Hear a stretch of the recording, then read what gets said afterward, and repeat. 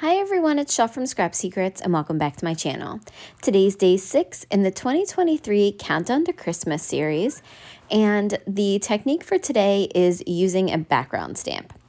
I chose the one from Hero Arts called Candy Cane Bold Prints, and we're going to be doing some no-line watercoloring with Distress inks.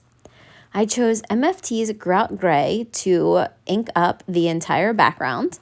And then I'm going to be using a piece of Canson XL watercolor paper that measures 4 by 5 1/4, placing it over top of the background, and then taking a piece of scratch copy paper to protect my fingers from getting ink on them when I put pressure on the paper as well as the background stamp. Once that's stamped, I'm going to carefully remove it so that I don't get any double stamping and place it down onto my craft area or my work surface, and I'm going to let it dry for a couple of minutes. I picked out 2 colors of Distress ink, Evergreen Bough and Pine Needles, to go ahead and start with the coloring of the trees. With no-line watercoloring, you usually don't have an outline. Normally when you stamp, you have a nice bold outline in whatever you stamped in. But no-line watercoloring, you wanted to make look like there was no edges, and that you actually watercolored all of these images yourself. So I'm going to kind of start off by outlining the trees and then taking the color and kind of pulling it in. So I'm going to go back in later on and add some details and some texture to it, but I just want to get that base layer down. When I do all of my images, this is going to be done all the same way. So I did leave some of it in, but I cut a lot of it out because this did take a very, very long time. I had done a couple other background images before this, not with the same stamp set, with another Hero Arts background stamp. It was one with a bunch of houses and snow on the roof, and it was really, really pretty. But because there was like half of it was sky with snow on it, it was just taking me forever, and I wasn't really loving the way it was coming out. So I decided to change and use this stamp set. So while you guys are watching me watercolor, because here I'm not really doing anything special, just doing the same technique over and over again, I thought that I would talk to you a little bit about the series. If you guys are new to my channel, welcome, and make sure that you check out the intro video for this series. It will explain the giveaway and what you have to do to be eligible for it. So make sure you check it out. It will be linked in the description box below.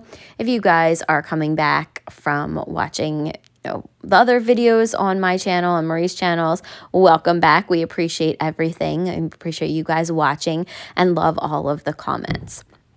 So essentially what this is 25 days of videos with different techniques, stamp sets, themes, etc. Marie and I sat down and we came up with 25 different ideas for projects. Not everything is going to be card related. We do have some ones that are gifts and tags and things like that. So it's not just cards for this entire series. It's been a lot of fun putting this together. I have done it for probably 5 or 6 years. And last year I asked Marie to guest in one of my days with me. And we did, I think, the same stamp set. I think that was what we did. And then she said that she enjoyed it and she was trying to post more regularly. So I asked her if she would like to join this series, and happily she agreed. And it's been a lot of fun. I hope you guys are enjoying this series. Marie and I are going to be posting videos every Monday and Friday. So make sure that you check them out. Make sure that you comment on everything and that you are subscribed to both of our channels. I do have an addition. I did pin the comments to the intro video, but once I get to 700 during this series, I will do an additional giveaway. And then if I get to 750 in the time frame that this series goes on, and it should be until I believe it's the Friday before Christmas that this series will be done. So if I get to 750 before the end of the series, I will do a second additional giveaway along with the other giveaways that I was planning on doing. So there are so many chances to win on my channel as well as Marie's.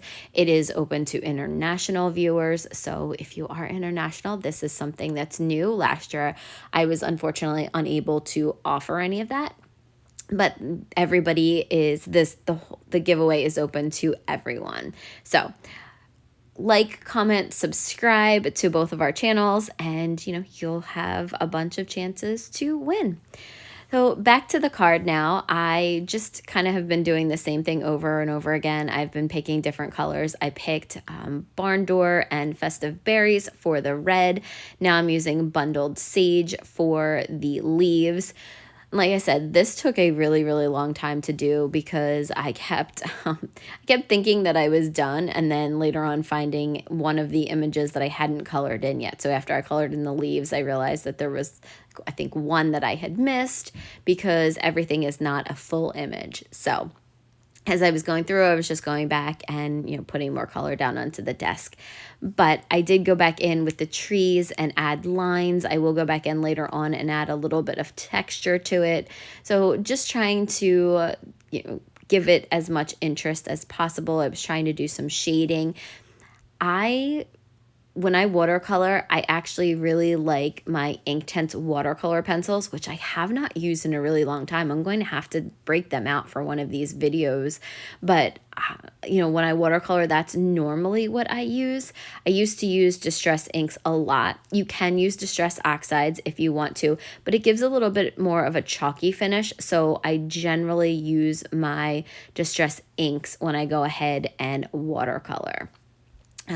Like I said, I did cut some of this out because it is repetitive and long, but I wanted to give you as much kind of techniques as possible. So there you go. I'm going in and putting in really short brush strokes to kind of do the different layers of the tree just to give it a little bit more texture. I'm not doing any fancy techniques. I'm really just picking up a little bit of color and placing it down onto the image.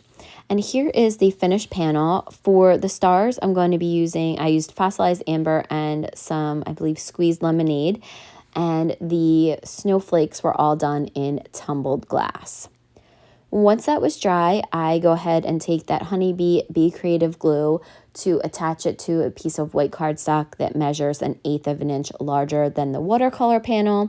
And then I'm going to be using that same glue to glue down the larger panel to the 4 1/4 by 5 1/2 inch white card base. The last thing that I'm going to do to the card is go back over the white areas, like the stripes in the candy cane, as well as the white on the mints, and use a white gel pen to go in those areas.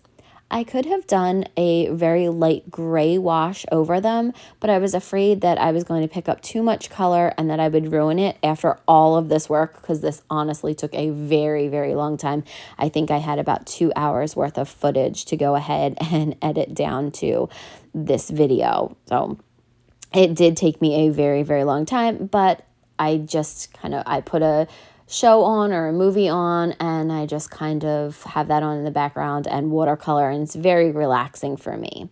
Once I'm done with the white gel pen, the card will be fully complete. I left the inside blank so that I could put a sentiment on it later once I decide who it's going to.